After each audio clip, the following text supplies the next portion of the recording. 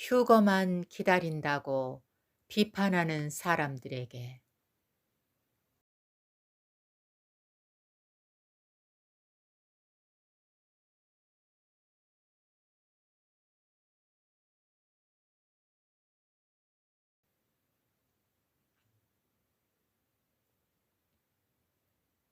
현대교회가 다시 오실 그리스도의 재림을 기다리지 않는 것은 큰 위기입니다. 그럼에도 휴거를 전하는 자들을 향하여 말하기를 그들은 휴거 말만 한다라고 비방하는 사람들이 있습니다. 휴거는 그리스도의 강림의 약속을 기다리는 것입니다. 기다린다는 것은 에녹처럼 주님과 동행하고 임재 안에 머무는 것입니다. 신부가 신랑을 사모하지 않고 어떻게 혼인잔치에 갈 수 있을까요?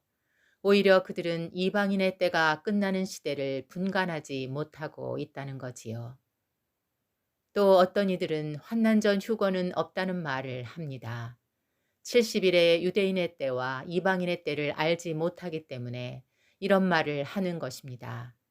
두 백성의 때를 감안하면 대체 신학이란 없습니다. 70일에는 그리스도의 지상 재림으로 끝나지만 그때까지 유대인과 이방인은 따로 갈 것입니다. 성경을 과학적으로 증명하려는 것을 비난하는 사람들도 있습니다. 과학에 무지한 사람들과 자녀들이 얄팍한 과학 이론으로 신이 없다, 창조론은 거짓이다, 덫에 넘어가도 그들은 속수무책이고 자녀들은 신앙을 잃어버리고 있습니다. 또 그들은 개혁주의라든가 세대주의라는 용어를 사용하기를 선호합니다. 성경을 문자적으로 해석한다는 말도 합니다. 영향력 있는 어떤 분의 부정적인 메시지를 들으면서 이런 생각을 해 봤습니다. 성경의 거룩한 용어들을 변질시키는 것은 사탄의 전략 중 하나입니다.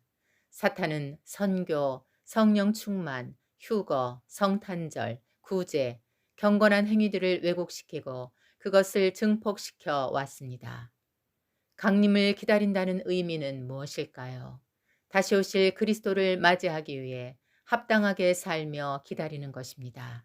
주님의 지시대로 깨어 준비해야 겨우 합당한 상태에 도달할 수 있습니다. 그렇게 주님을 더욱 사모하고 말씀에 순종하여 순결한 삶을 살아가도록 독려하는 것입니다. 따라서 그들의 주장은 근거가 없으며 자신의 의견을 정당화하려고 그런 말을 한다는 거지요.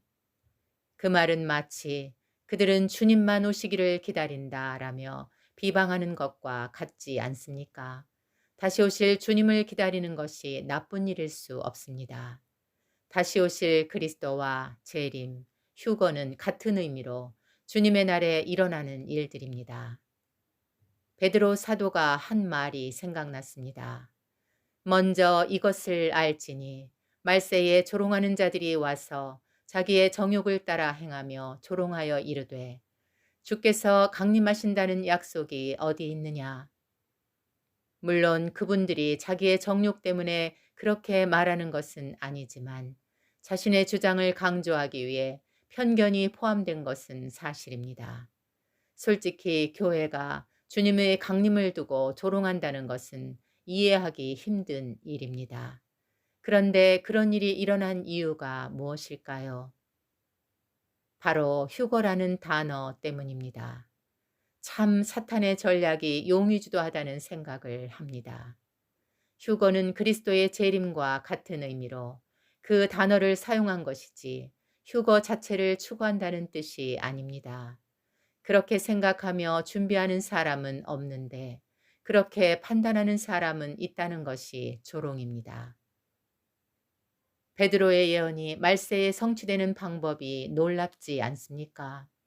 말세에 만들어진 단어 때문에 주님의 재림을 기다리는 사람들이 조롱받는 사실이 말입니다. 깨어서 휴거를 준비한다는 것은 거룩한 행실과 경건함으로 주님의 강림을 기다리는 것입니다. 여러 가지 이유로 깨어 준비하는 일은 도전받고 있습니다. 누가 어떤 말을 하더라도 뒤로 물러나지 않도록 합시다. 그러나 필자는 특별한 경우를 제외하고는 특정인을 판단하거나 비난하지 않습니다. 우리는 단어 하나 때문에 주님의 말을 부끄러워하지 않아야 할 것입니다. 부정적인 메시지 때문에 재림의 열망에서 이탈하지 않아야 합니다.